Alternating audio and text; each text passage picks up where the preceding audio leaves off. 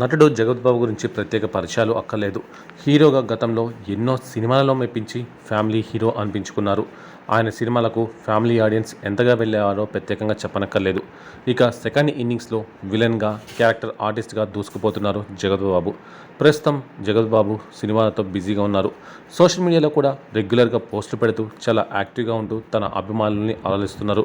తాజాగా జగత్ బాబు ఓ video share చేయగా అందులో మాట్లాడుతూ రియల్ ఎస్టేట్లో మోసాలు ఎక్కువగా జరుగుతున్నాయి.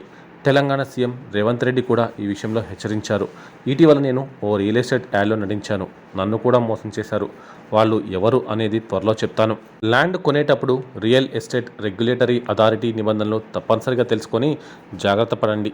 ఎవరి ట్రాప్లో పడద్దు అని హెచ్చరించారు జగత్ బాబు. దీంతో ఆయన చేసిన వ్యాఖ్యలు ఇప్పుడు నెట్టింట వైరల్ అయ్యాయి. మరి జగత్ బాబుని మోసం చేసింది ఎవరు? అంతగా ఎలా మోసపోయాడు అని నలుగురు నానా రకాలుగా చర్చించుకుంటున్నారు.